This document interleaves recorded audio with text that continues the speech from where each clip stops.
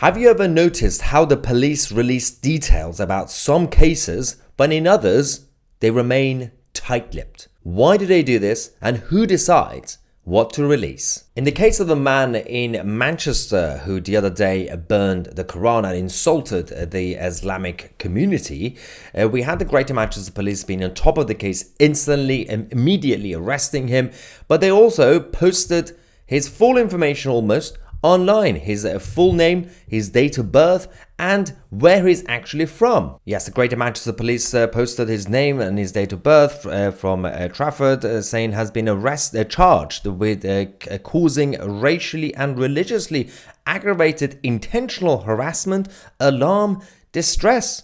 He's been remanded in custody and will appear at Manchester Magistrates Court on the 3rd of February 2025. Is it simply about legal procedure, or is it something deeper at play? So in this video, we're going to give you guys some other examples where the police, the authorities, the media, and the central government themselves decided to do the exact opposite. Some cases are revealed instantly when it fits the agenda, and some other cases you're not allowed to even know anything about the suspects. For example, when it comes to the grooming gang cases, we already know, and it's a bit normalized, we know that the authorities delay releasing the names, citing community tensions, and they say, well, the suspects, they're still suspects, they're allegedly criminals, they're not fully convicted, so you don't need to know anything about them. Whereas in other cases, when it's about sexual assault and harassment, we've seen the police instantly releasing names on all the other information. But it's not just about the grooming cases, because people say, oh, well, the legal position is that it's best for them to stay anonymous in case, obviously, they are innocent. Fair enough. Okay. Why is it not consistent with the other cases that are similar, but done by non-gangs? But that's not the only one. Do you remember Southport? Yes, back in the summer 2024, we had the Southport attack with Axel Ruder-Cabana. He only recently actually pleaded guilty, and he was obviously convicted of the crimes that he committed in Southport, where 3 little innocent girls lost their lives. When he committed the crime, the police didn't initially label it as terrorism.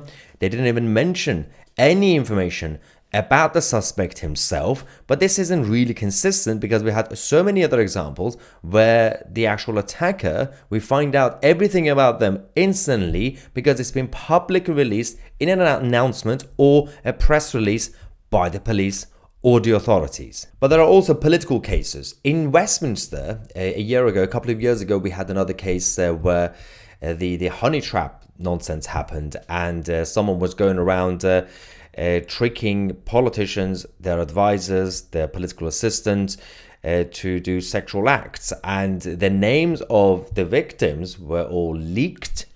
But of course, those behind it had to remain anonymous. And there were a lot of push by the media, and mostly new media journalists, independent journalists, to find out why, when everything else about the actual victims have been released, leaked, why can't we find out more about the suspects and those behind it? And of course, my own personal case. As you guys know, a few months ago, the Metropolitan Police in London, somebody from the police leaked my information as well as Nihat Gorbani and Mark Burberg while we were at a so-called Palestinian protest. And I was there as a journalist to report and do my live stream. Of course, Mark Burberg was there as a counter-protester. The police decided to obviously write a report. Somebody from the police leaked that report. Not only the media, the mainstream media, were not interested when obviously they were approached about the story. They didn't talk about any of it. The police didn't really say anything. We still don't know the name of the person. The person has been arrested. The person has been charged, and the contracts have been terminated with the Metropolitan Police, but we don't know anything about the person because it's part of the legal procedure. If that is the case, why is it not consistent with the other cases? Now, the British public, rightly so, will have some questions. Questions such as whether the police are influenced by government, local authorities, or the media agenda. Are some cases hidden to avoid public backlash, like what happened in Southport? Why do ongoing investigations sometimes mean secrecy, but other times means it's in the public interest to know everything about it. Now, there are three main areas to focus when it comes to this. One is about the trust in the authorities. The other is about media manipulation, the role of the legacy media, and of course, when it comes to the public reactions and scrutiny. For example, when it comes to the policing, if the police pick and choose when to be transparent, how can the public trust their decisions? When it comes to the media, are narratives being shaped based on what actually gets revealed, or is it decided before it is actually revealed? But when it comes to public reaction, do we hold the police accountable or just accept it, or do we have to go to the political establishment? But it seems like the police across the United Kingdom have different priorities. They pay a lot of money to so-called police officers to sit behind their computers and checking and monitoring your controversial jokes and social media posts and memes, but they also have other priorities when it comes to public spending. They use taxpayers' money to fund DEI programs, diversity this, diversity that. For example, let's go to the West Yorkshire Police that decided to spend millions of pounds on DEI hires while miserably failing to stop the grooming gang. Now, I don't want to scare you, but did you know that your personal data is probably being shared online right now as we speak without your consent? And what's worse is that it's not just harmless information. The problem is, these days, it's so easy for people to dig up so much information about you because we actually unintentionally share so much.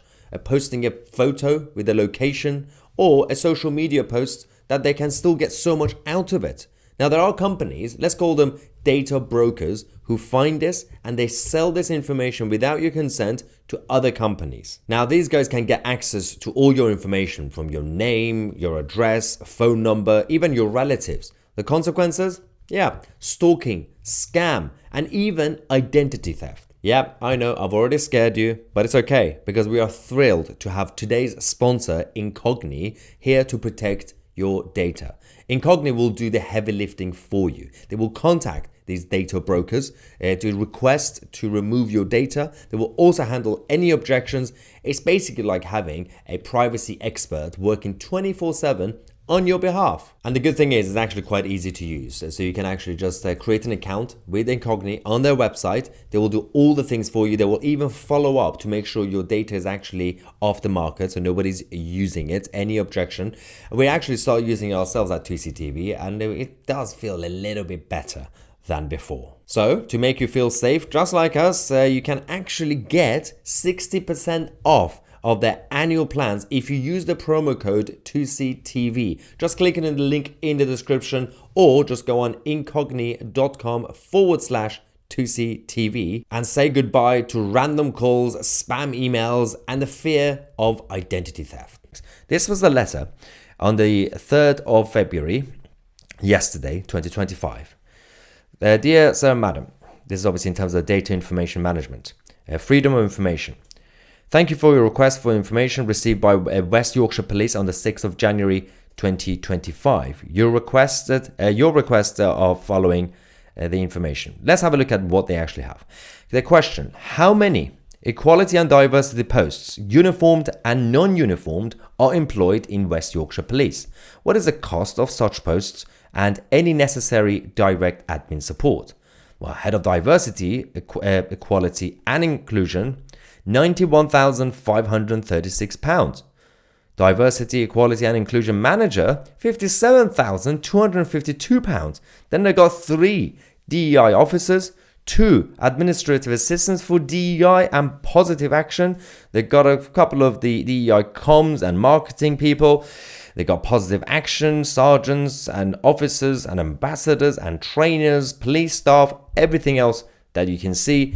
This is millions and millions of pounds of taxpayers' money regularly being spent on these nonsensical vanity projects. But again, when it comes to secrecy, because it's, we have to go with the procedure, we have the recent example this week when it comes to the South Yorkshire Police. They are urging the public to avoid online speculation or naming anyone that they believe to be linked to yesterday's fatal school stabbing to ensure justice for Harvey Wilgos. We will take action against anyone who poses a risk to proceedings. So they are very much cautious about the backlash, the reaction to speculations. Fair enough. Do they put the same amount of effort into actually going and catching the criminals? That is the question that we have. Now, what do you think? Do you think the police are selective when it comes to disclosing some information about certain cases and be secretive about the others or not? Let me know in the comment section.